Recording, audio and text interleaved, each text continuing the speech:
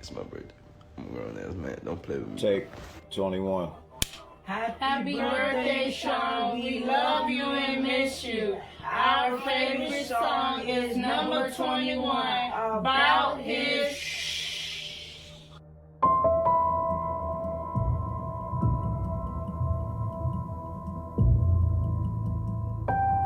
This is 18-year-old Sean Jackson, a Richmond, Virginia native who went by the stage name OTG Sean in the local rap scene and had finally made it to his high school graduation day on June 6, 2023. Which way I turn, I'm thinking about them. In an emotional interview tonight, Tamika Jackson Smith opening up about the tragedy that unfolded outside the Altria Theater on June 6th. Sean Jackson. Video captured this moment of her son, Sean, getting his diploma from Huguenot High School. I said, how do you feel? He was like, I feel good. I said, I'm very proud of you. He said, thank you. The family waiting to take pictures, when moments later, gunshots and chaos. My son was walking towards me, and I seen a boy run up behind him and just started shooting him from behind. Jackson and his stepfather, Renzo Smith, were shot dead. So how do you feel? I feel good. I said, I'm very proud of you. He said, thank you. But within minutes of receiving his diploma at Huguenot High School ceremony, Sean would be shot dead in Monroe Park outside the Altria Theater, still wearing his cap and gown. But here's what makes this incident very painful. The person who pulled the trigger wasn't a stranger. It was someone Sean's mother had welcomed into their home as a child, who had eaten at their table and slept under their roof. He had been friends with Sean since they were 8 years old. But before we unpack the devastating betrayal that shattered two families that day, we need to understand the invisible threats that had been mounting against Sean for years and the catastrophic failures that allowed him to walk into what would become a killing field. Several others were injured. The gunman was identified as 19-year-old Amari Pollard, who police said was targeting Jackson. 1 month later, this mother sharing new details into their relationship. Friends that he used to stay in my house when it was little kids. Wow, so they'd known each other for a long time. Since they was like 8 years old. Police said Pollard went to his car to get a gun after an altercation that day. Jackson Smith unclear on what that could have been. I didn't even know that they was having a problem. You wouldn't think they would be that angry at you that they would take your life. And months later, questions remain for this mother. Police said they recovered 4 guns from the scene. 2 are still unaccounted for. My husband got shot, so who shot my husband? I don't know. And we're also learning more about Jackson's involvement in the virtual homebound program, after documents showed Jackson was learning from home for safety reasons. But Jackson Smith said safety at the graduation was not a previous concern. I had safety issues other places, but not the graduation. Instead, she says she's remembering her son as a superstar. He can dance, rap, play sports. He just was everything. And her husband as a provider. He was sick. He'll heal and go right back to it. He just was awesome. And leaving these strong words for the alleged gunman. I just want to know why. I have fed you. You have slept in my house. I have gave you rides. There are no words enough to amount to taking my husband and my son from me. Like, why? Sean Jackson wasn't supposed to be at his graduation that day. In fact, according to school policy and explicit safety protocols, he was technically barred from attending any school property or events. Yet there he was, walking across that stage while his family proudly watched from the audience, completely unaware that they were sitting in what would soon become a crime scene. So how did this happen? How did a student who was under official safety restrictions end up participating in a public graduation ceremony where threats against his life would materialize into deadly reality? Let's start with who Sean Jackson actually was. 21st birthday to the biggest, the largest, my nephew, Sean. Happy 21st birthday, baby. We love you and we miss you. Song number 20 is my personal favorite. It's Flip It. You already know 21st. Song 19, Shots. This is Sean. I love you to death. And the number 18 song is Out the Frame. Finally get to say happy 21st birthday, Sean. And my favorite song and song number 16 is Thank God. Birthday, Sean.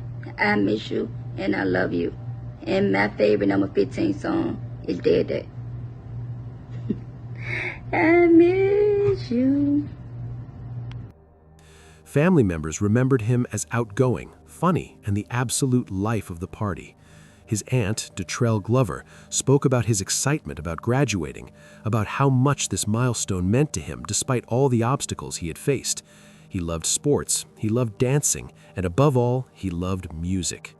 Under the alias OTG Sean, he had released multiple albums on platforms like Spotify, Apple Music, and Amazon Music, including titles like Me vs. Myself, released in 2020, Living to Die from 2022, and Baywood Preacher from 2023.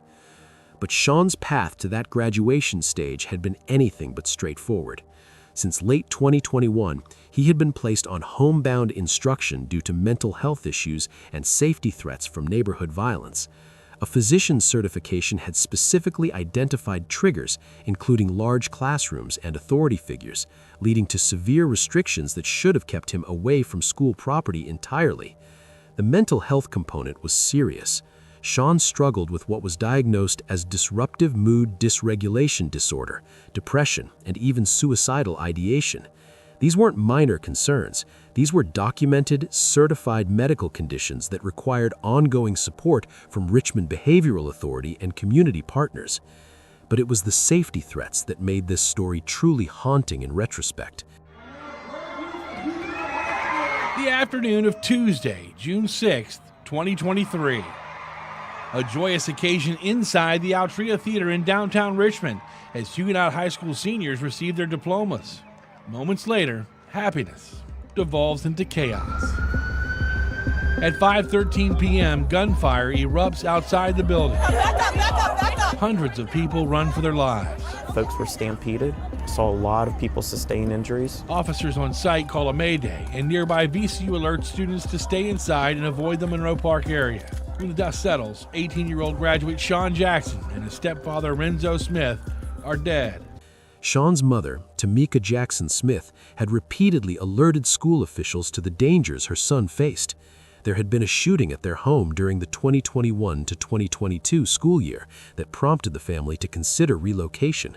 And in February 2023, just months before graduation, there was an incident during testing where peers reportedly threatened Sean's life. His mother didn't keep these threats to herself. She actively communicated them to school staff, seeking extensions to his homebound status specifically to protect his well-being. The most significant threat stemmed from a 2021 justifiable homicide case involving a mutual acquaintance named Davion Elliott.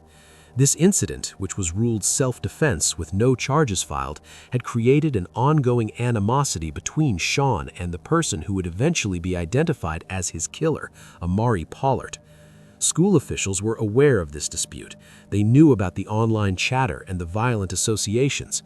4 guns are later recovered from the scene. Sir, get over here! No, get over here! 5:16 p.m., the suspect Amari Pollard is taken into custody in a nearby parking garage. Excuse me! Sir, put the gun down! Please put the gun down! 405. That night, cries of anguish from local leaders. Is nothing sacred any longer? Is nothing sacred any longer? Our kids can't take it, our teachers can't take it, our families can't take it anymore. I beg of you to stop. Staff members had even noted unmonitored social media posts featuring guns. Yet remarkably, catastrophically, Richmond Public Schools failed to conduct any formal threat assessment. The school did make some accommodations. They provided private rooms for testing, arranged escorts, and adjusted certain protocols. But these measures were band-aids on a gunshot wound, superficial responses to a threat that required comprehensive intervention. And here's the truly awful part. Assistant Principal Kevin Monroe later stated that had he been fully informed of the situation, he absolutely would have barred Sean from attending the graduation. A school administrator, on record, said he would have prevented what happened if only he had known the full extent of the danger. Which raises the obvious question, why didn't he know?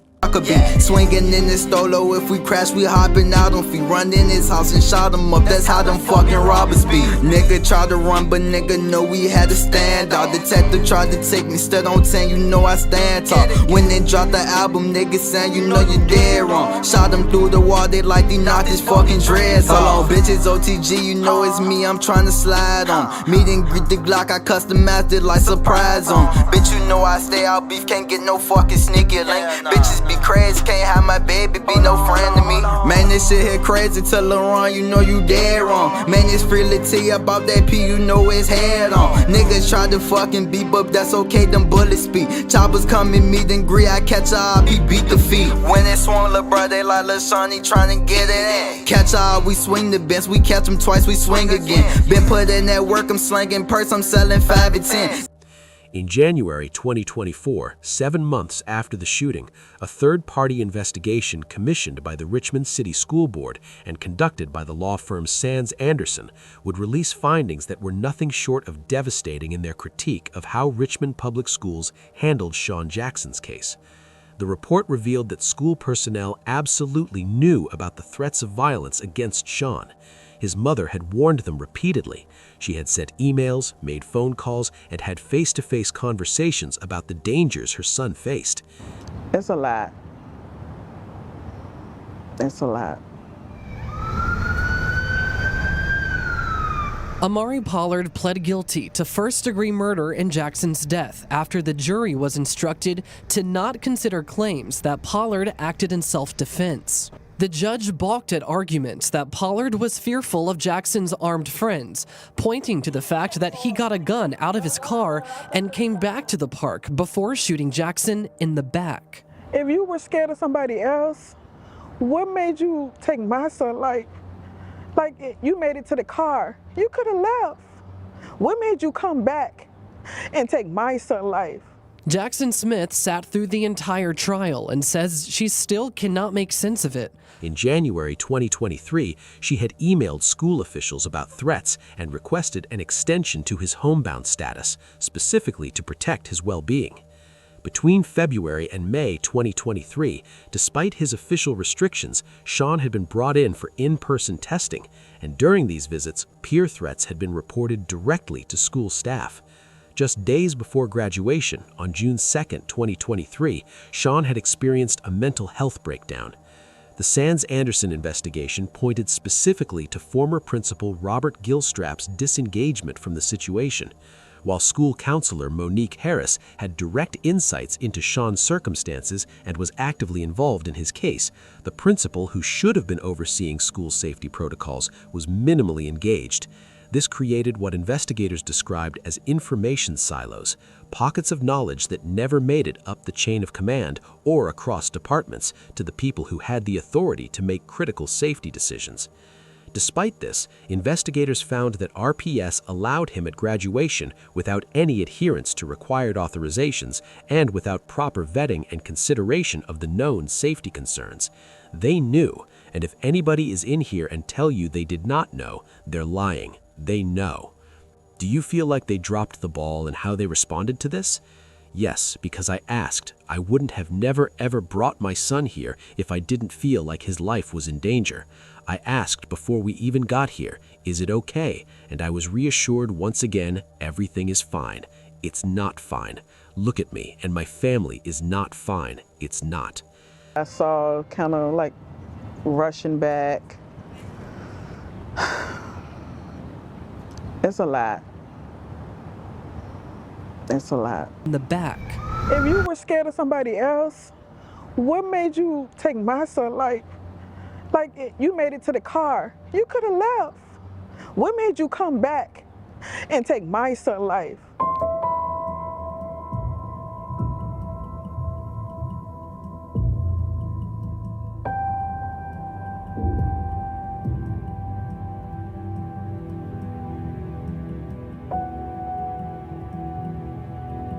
But the failures didn't stop with the decision to allow Sean to attend the graduation. The security measures at the graduation itself were woefully inadequate for an event that drew hundreds of attendees. The investigation found that magnetometers, metal detectors, were used inconsistently, meaning some people walked through security screening while others potentially did not.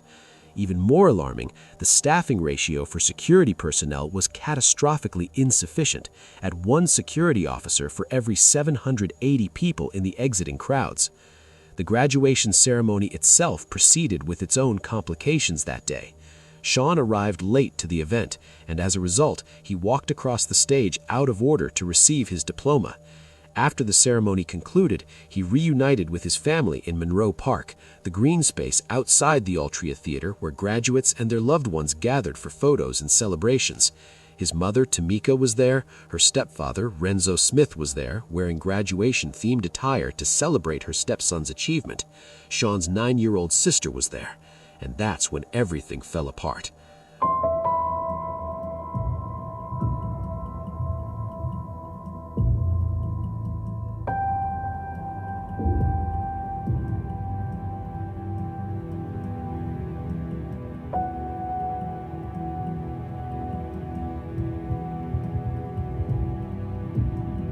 According to police reports and witness testimony, 19-year-old Amari Pollard approached the area and opened fire, specifically targeting Sean Jackson.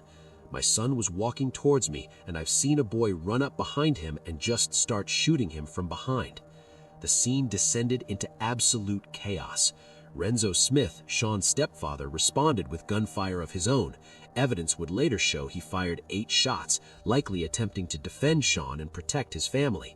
But in the deadly exchange of gunfire, both Sean Jackson and Renzo Smith were fatally shot. 5 other people, ranging from the age of 14 to 55, were wounded by bullets. 1 victim was left in critical condition, and as hundreds of terrified people fled the park, Sean's 9-year-old sister was struck by a vehicle in the pandemonium. Police recovered at least 30 cartridge casings from the scene, evidence of just how many shots were fired in those chaotic moments. 4 guns were eventually recovered, but 2 firearms remain unaccounted for to this day. The shooting involved not just Pollard and Smith, but also 2 juveniles who fired weapons in what authorities would later deem justifiable as defense of self or defense of others. Teenagers who had brought guns to a high school graduation and opened fire when violence erupted. What's particularly important to understand about this incident is what it wasn't. Richmond Police Chief Rick Edwards confirmed in a 2025 review that there was no gang involvement in this shooting.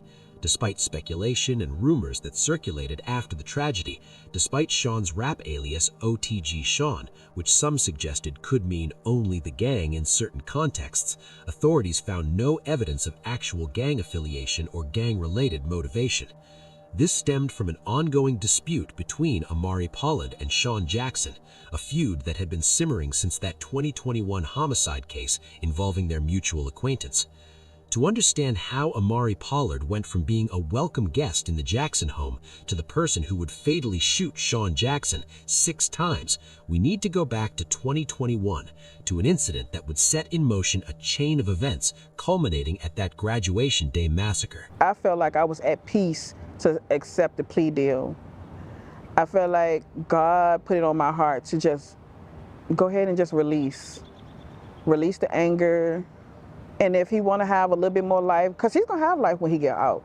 My son ain't going to have nothing. In 2021, there was a justifiable homicide involving a mutual acquaintance named Davion Elliott. This incident, which resulted in no charges being filed because it was ruled self-defense, fueled ongoing animosity between Amari Pollard and members of Sean's circle. The details of exactly what happened are murky, but what's clear is that this event created a rift, a simmering tension that would bubble beneath the surface for the next 2 years.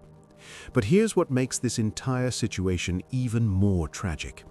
Tamika Jackson Smith had no idea they were having problems. She would later express this disbelief in interviews, the shock and betrayal evident in her voice as she tried to comprehend how someone she had shown such kindness to could turn around and take everything from her. My song I picked, number 17 on the countdown, is Back. Of course, it's thoughts. So I'm listening to this song and I'm like, damn, man, like Like, you really had a gift, baby boy. I'ma say it every day, like, I wish I had more time. And that's mainly me to blame, not you. I mean, but I love you. I love the impact you made on people, and your name gonna forever live. Long live, baby boy. I love you. On that graduation day, witnesses would later report that there was some kind of altercation between Amari Pollard and Sean. The exact nature of this confrontation remains disputed. Different accounts paint different pictures, but what's not disputed is what happened next. Amari Pollard went to his car, retrieved a gun, and came back to Monroe Park. He wasn't surprised by sudden violence. He wasn't caught off guard and forced to defend himself in the heat of an unexpected moment. The legal aftermath of the Huguenot High School graduation shooting and the pursuit of justice would prove to be almost as painful as the loss itself for Tamika Jackson Smith. Amari Pollard was charged in connection with the shooting, and his case would eventually come to trial in early 2024. But the trial proceedings took an unexpected turn. Amari Pollard pled guilty to first-degree murder in Jackson's death after the jury was instructed to not consider claims that Pollard acted in self-defense. The judge balked at arguments that Pollard was fearful of Sean's armed friends, pointing to the fact that he got a gun out of his car and came back to the park before shooting Sean in the back. The judge's reasoning was damning and crystal clear. If Pollard had truly been afraid of Sean or Sean's friends, he had reached his car, a perfect opportunity to leave the scene and remove himself from danger. Instead, he made a deliberate choice. He retrieved a firearm from his vehicle and returned to the park specifically to shoot Sean Jackson. If you were scared of somebody else, what made you take my son? Like you made it to the car, you could have left. What made you come back and take my son's life? I would have never ever brought my son here if I didn't feel like his life was in danger. I asked before we even got here, is it okay? And I was reassured, once again, everything is fine. It's not fine. Look at me and my family, it's not fine. It's not. This question from Tamika Jackson Smith speaks to the premeditated nature of Pollard's actions, the conscious decision to escalate a situation that could have ended without bloodshed. In February 2024, Pollard pleaded guilty to first-degree murder in Sean's death. He was sentenced to 43 years in prison, 40 years for the murder conviction, and 3 years for firearm use, with 18 years suspended. The effective sentence comes to approximately 25 years of active incarceration. Pollard's legal team attempted to withdraw the guilty plea, but that request was denied. An appeal was filed and ultimately upheld in June 2025, cementing his conviction. Pollard's plea deal sentenced him to 25 years in prison. I felt like I was at peace to accept the plea deal.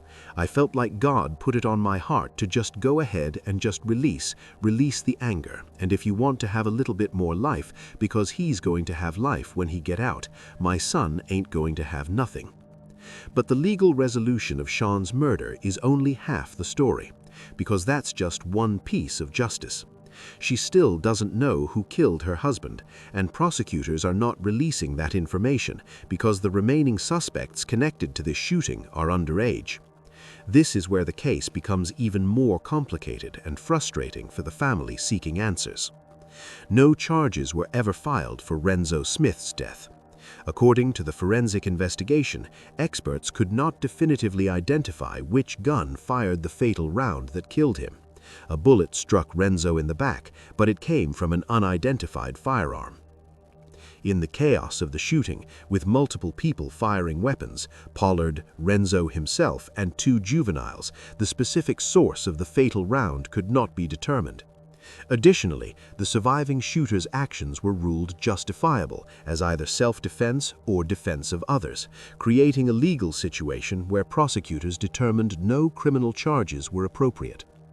In a 2025 jailhouse interview, Pollard himself expressed remorse for the shooting, while still maintaining claims of self-defense, though these claims were rejected by the court during his trial. The complexity of his childhood connection to Sean makes the violence even more difficult to comprehend. 1 month later, this mother, sharing new details into their relationship, was friends that stayed in my house when it was little kids. Wow, so they'd known each other for a long time, since they was like 8 years old. I have fed you, you have slept in my house, I gave you rides. There are no words enough to take it my husband and my son for me, like why? The betrayal embedded in this violence cuts deeper than a random act of street crime. The Jackson Smith family's attempts to find accountability beyond the criminal justice system also hit obstacles. Tamika filed lawsuits against the Richmond City School Board, alleging negligence in their handling of Sean's safety concerns. I don't care no more. Clap a bitch up the stick, talking shit, but we can't spend no more. Spot the op, different plot, I bet we ain't gon' say no more. Get the two front to move, play it cool for you get shot, lil' bro. Get smacked, get whacked, get clapped, don't play them games no more. Take that clapper bitch out. I'm gonna punch him for that one. Take that first part and put it right there. Yeah. Catch up what? Gonna lie him. I ain't gonna lie him now. And he gon'. But he can't hang. Every nigga sticked up. Think I need 100. Switch it early. How about on feet? How about 3-2? Hey, let's get it. I need you to keep that making you trying to catch up. I know how to make my beats. Play me like no pussy. Bitch, I'm in the streets, hitting like I ain't no rookie. Yeah, nigga never run. Nigga like no cat. Nigga play me like no pussy.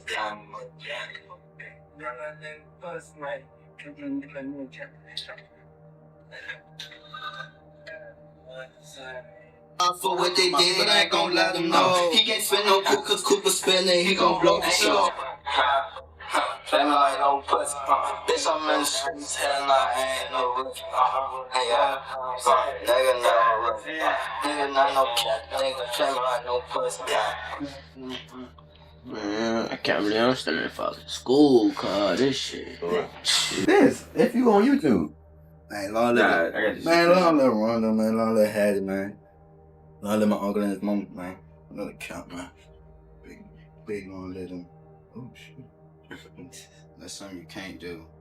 Man, it's on the fucking daily, man. We in the fucking booth working. Every fucking day. Almost. Yeah. Almost every fucking day. Yeah. Might not be here every day, but we here every other day. You can keep it rooted. Nobody's really here. However, in July 2025, these lawsuits were dismissed. Interestingly, while the family's lawsuits were dismissed, another lawsuit filed by an injured bystander did proceed through the courts, suggesting that the legal system found merit in at least some claims against the school system's handling of security at the event. The institutional response from Richmond Public Schools has included policy changes and reforms. Following the Sands-Anderson investigation's scathing findings, the district pledged to improve safety measures at graduations and other school events, to enhance threat reporting protocols, and to address the communication silos that allowed critical safety information to slip through bureaucratic cracks. Everybody else family is getting safety measures, though. Everybody getting protected at graduations now, schools getting more protected, but my baby didn't get that. Tamika's observation captures the bitter irony that often follows tragedy, reforms that come too late to save the victims who exposed the system's failures. A year after the shooting, Tamika Jackson Smith returned to the Altria Theater for a television interview, her first time back at the site where she lost her son and husband. It feels like yesterday, because you don't want to believe it's been that long. On June 6, 2023, her son Sean Jackson and husband Renzo Smith were shot and killed in Monroe Park following Huguenot High School's graduation, returning to the spot where it happened on the 1-year anniversary, almost too much to bear. If you could send a message to Sean today, what would you want to tell him? That I'm so proud of him and I love him so much. You did not fail. You did not fail us.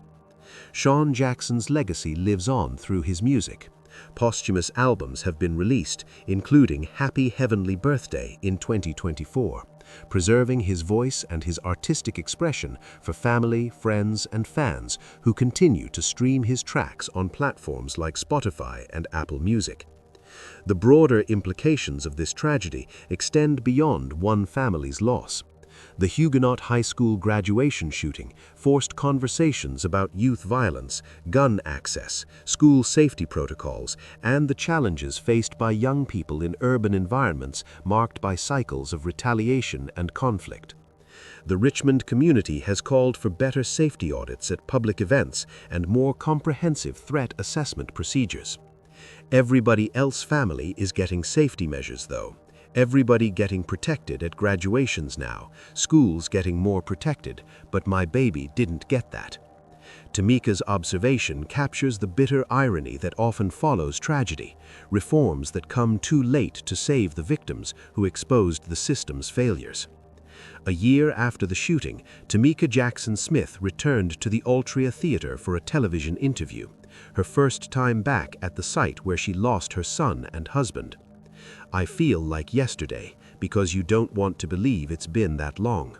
On June 6, 2023, her son Sean Jackson and husband Renzo Smith were shot and killed in Monroe Park following Huguenot High School's graduation, returning to the spot where it happened on the one-year anniversary, almost too much to bear.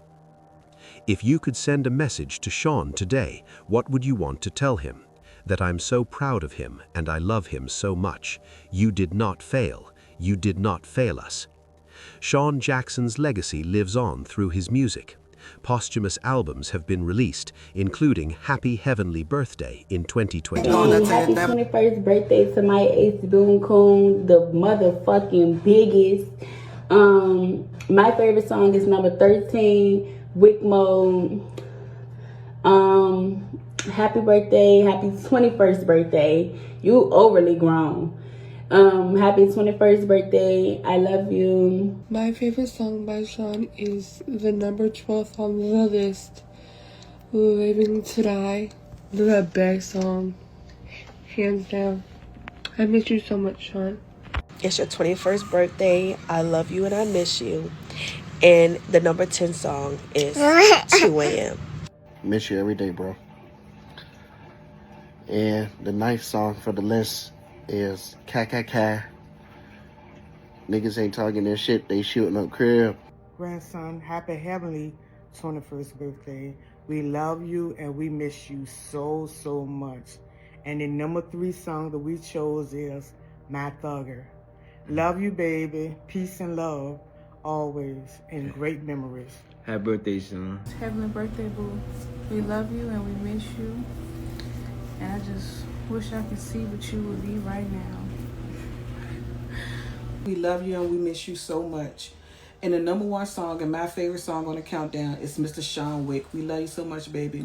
Preserving his voice and his artistic expression for family, friends, and fans who continue to stream his tracks on platforms like Spotify and Apple Music. The broader implications of this tragedy extend beyond one family's loss. The Huguenot High School graduation shooting forced conversations about youth violence, gun access, school safety protocols, and the challenges faced by young people in urban environments marked by cycles of retaliation and conflict. The Richmond community has called for better safety audits at public events and more comprehensive threat assessment procedures. Everybody else's family is getting safety measures, though. Everybody getting protected at graduations now, schools getting more protected, but my baby didn't get that. Tamika's observation captures the bitter irony that often follows tragedy, reforms that come too late to save the victims who exposed the system's failures. A year after the shooting, Tamika Jackson Smith returned to the Altria Theater. The broader implications of this tragedy extend beyond one family's loss. The Huguenot High School graduation shooting forced conversations about youth violence, gun access, school safety protocols, and the challenges faced by young people in urban environments marked by cycles of retaliation and conflict. The Richmond community has called for better safety audits at public events and more comprehensive threat assessment procedures. Jackson Smith says she wants other parents to be aware of their kids' social media. They can sometimes contain warning signs of impending violence, which police said was present in this case. Warning signs that, had they been properly monitored and acted upon, might have prevented the tragedy that unfolded on June 6, 2023. What do you think about this sad case? Do you think the school could have prevented the senseless death of father and son? Let me know what you think in the comments section. Click on one of the cards on your screen to see more videos like this.